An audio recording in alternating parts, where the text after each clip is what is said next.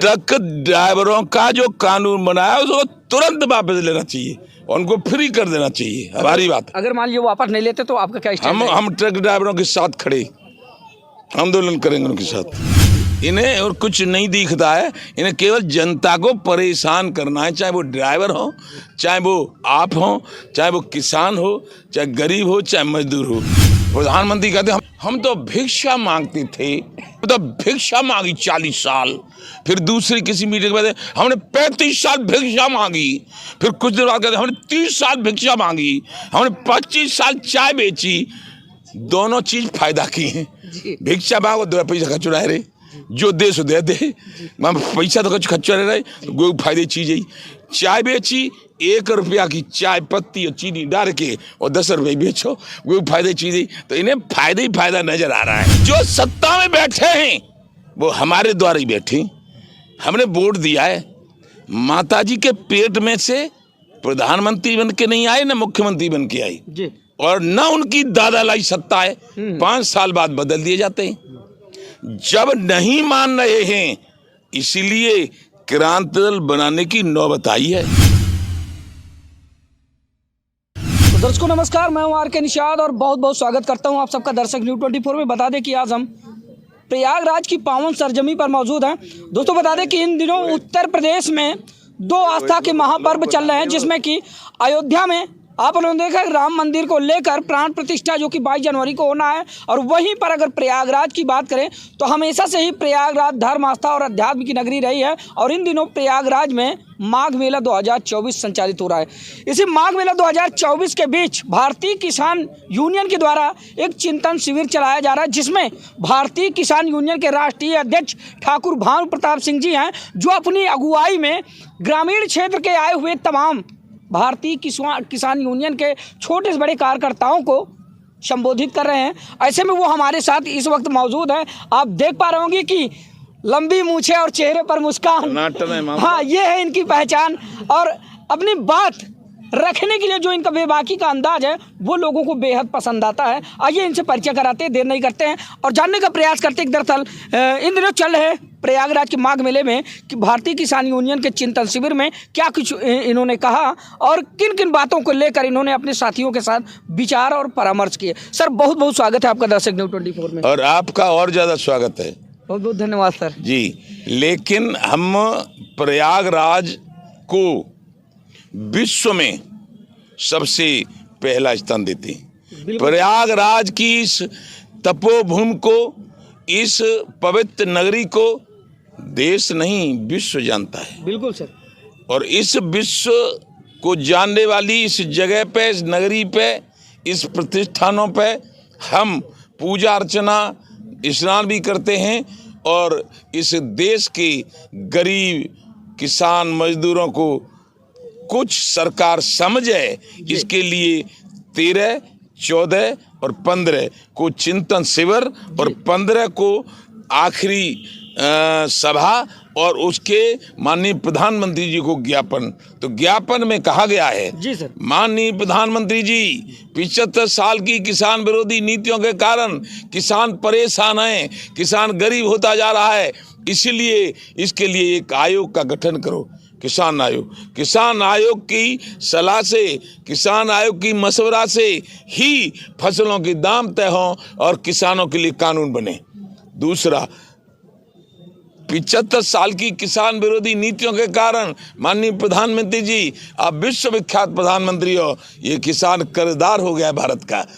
विदेशों में तो आपका बहुत नाम है, पर देश में नाम करने के लिए किसानों का कर्ज आपको माफ करना पड़ेगा, जो आपने पंजाब में 14 में भाषण में कहा था। अगली बात, किसान दुर्घटना में मरे तो 1 करोड़ रुपया मुआवजा दो। यदि पुलिस के हमारे भाई भतीजे जैसे कानपुर में शहीद हुए थे 8, यदि वो दुर्घटना में शहीद हो जाए तो 2 करोड़ मुआवजा दो। हमारा चिल्ला बॉर्डर पर थे तो कुछ असामाजिक तत्वों ने, जो अपना संगठन में भी नाम देते थे, लाल किले पे हमला बोला था। 525 पुलिसकर्मी और 110 मीडिया कर्मी घायल हुए थे।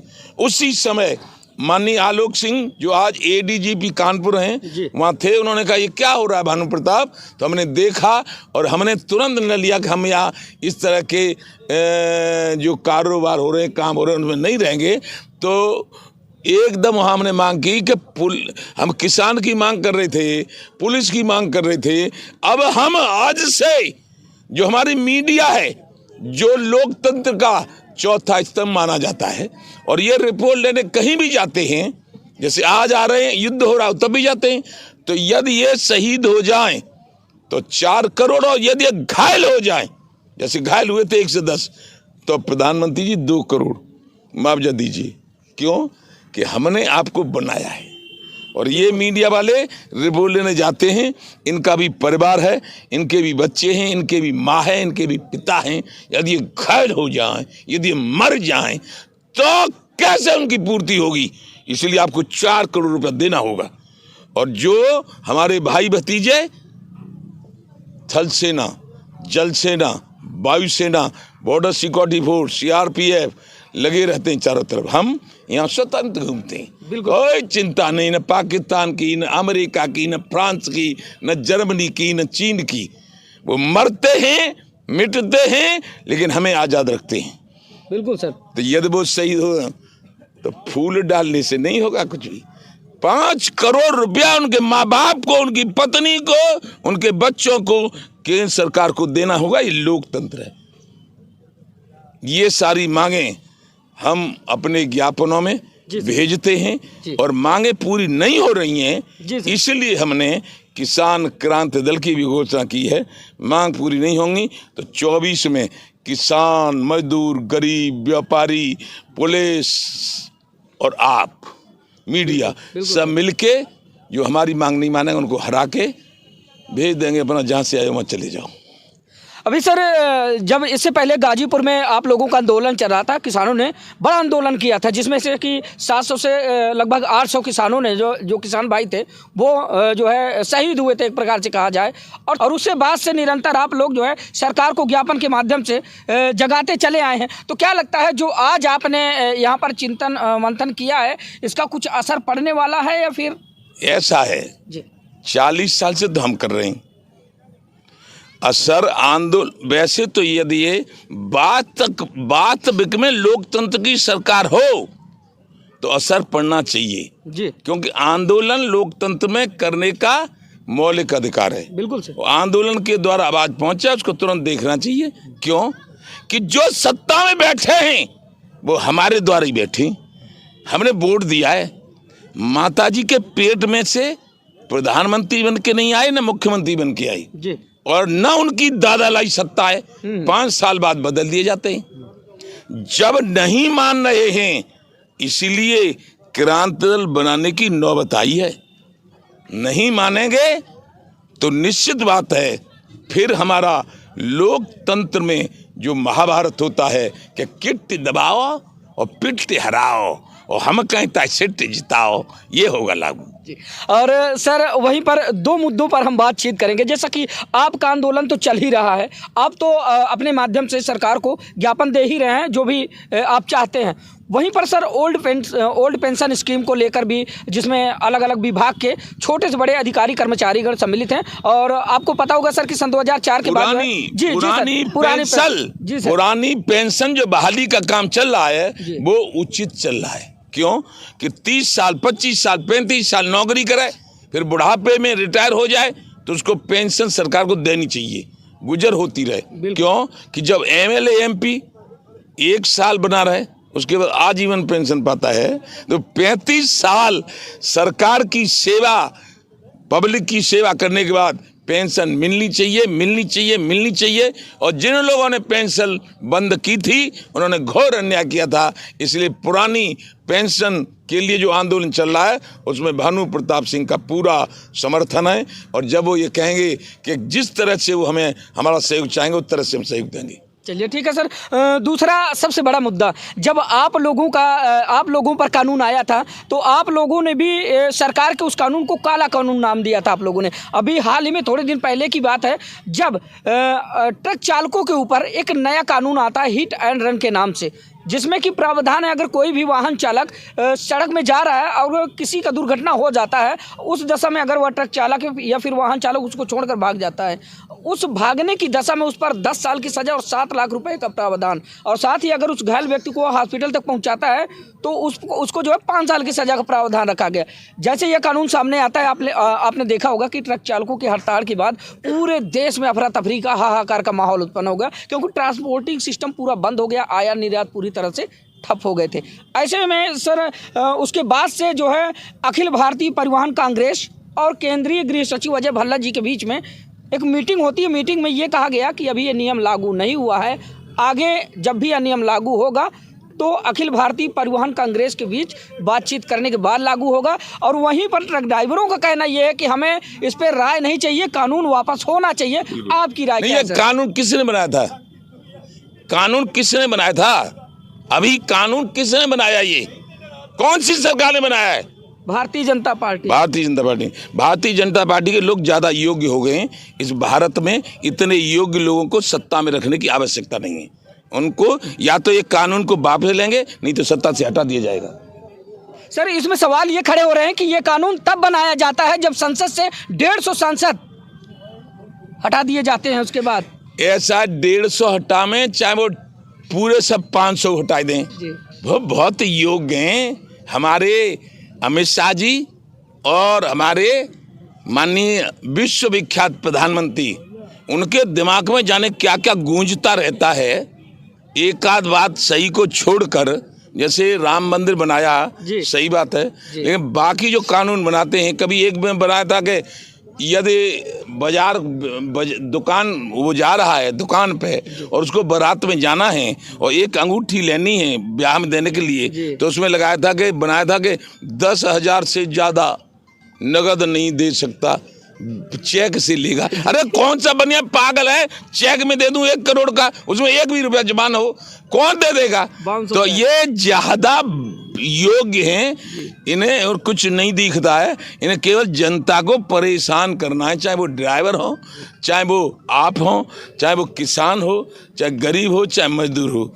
ये इन पे क्यों कि वो कहते हैं हम तो भिक्षा मांगते थे। प्रधानमंत्री कहते हैं हम तो भिक्षा मांगी 40 साल, फिर दूसरी किसी मीटिंग में हमने 35 साल भिक्षा मांगी, फिर कुछ देर बाद कहते हैं हमने 30 साल भिक्षा मांगी, हमने 25 साल चाय बेची। दोनों चीज फायदा की हैं। भिक्षा मांगो 2 पैसा खर्च रहे, जो दे सो दे दे, पैसा तो खर्च रहे, तो फायदे चीज है। चाय बेची, 1 रुपया की चाय पत्ती और चीनी डाल के और 10 रुपये बेचो, वो फायदे चीज है। तो इन्हें फायदा ही फायदा नजर आ रहा है। ठीक है, नोटबंदी क्यों की थी इन्होंने? नोटबंदी क्या फायदा था? काला धन के लिए। काला धन के लिए नहीं, पीला धन के लिए। मायावती के नोट और अखिलेश के नोट सब खत्म हो गए, चुनाव हो तो भाजपा पे नोट रह गए, तो उनकी लाइन साफ रह गई। कैसे वजह से लिख दो आप कि भानु प्रताप सिंह कह रहा है कि नोटबंदी केवल कूटनीति की व्यवस्था थी और उससे नोटबंदी से कोई फायदा नहीं हुआ। केवल अखिलेश यादव समाजवादी पार्टी और बहुजन समाज पार्टी के पास चुनाव में पैसा न रहे, इसलिए नोटबंदी की गई थी। तो कहीं ना कहीं ये भी एक राजनीति का हिस्सा था सर। और क्या, राजनीति का, कूटनीति का, चालाकी और चतुराई का। ये जो पार्टी नहीं अब चालाकी चतुराई से सत्ता में है, ईमानदारी इसके यहाँ रही नहीं है। तो सर क्या लगता है कि ट्रक ड्राइवरों का जो कानून है उसको वापस लेना चाहिए? आपकी सहमति क्या है? ट्रक ड्राइवरों का जो कानून बनाया है उसको तुरंत वापस लेना चाहिए, उनको फ्री कर देना चाहिए। हमारी बात, अगर मान लीजिए वापस नहीं लेते तो आपका क्या स्टैंड है? हम ट्रक ड्राइवरों के साथ खड़े आंदोलन करेंगे उनके साथ। और वहीं पर सर लोकतंत्र का महापर्व आ रहा है, लोकसभा चुनाव 2024, इसमें 2 शब्द। किसान क्रांति दल के राष्ट्रीय अध्यक्ष हैं। 543 सीट होती हैं, 543 सीट में आप जैसे लोग तैयार हुए तो पूरी 543 की 43 पूरे भारत में भानु प्रताप सिंह अपने नेतृत्व में चुनाव लड़ाएगा और भारत की जनता पर अन्याय करने वालों को हरा देगा। जातिवाद और धर्मवाद पे राजनीति करवाने वालों को आउट करेगा राजनीति से। और धर्म पर राजनीति क्यों कि ये भारत का संविधान धर्मनिरपेक्ष संविधान है। हिंदू, मुस्लिम, सिख, ईसाई, जैन, बौद्ध सब इसमें पूजनीय होने चाहिए। जो जातिवाद और धर्मवाद पर लड़ा रहे हैं वो दुष्ट हैं ऐसे दुष्ट राजनेताओं को राजनीति से आउट करना चाहिए। पूरी पब्लिक से निवेदन करता हूँ, हे भारत के मतदाताओं, तुम किसी भी जात के हो, किसी भी धर्म के हो, जो जातिवाद और धर्मवाद पे और बेईमानी की राजनीति करता हो उसको हरा देना, और जो ईमानदार लोग हों उनको जिता देना। जय जय श्री राधे।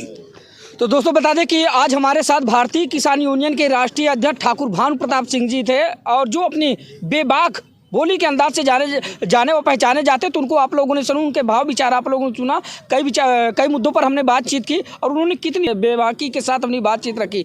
हालांकि दोस्तों आप लोगों की राय क्या है कमेंट के रूप में ज़रूर बताइएगा। मिलते हैं किसी दूसरी खबर में, तब तक के लिए नमस्कार, जय हिंद।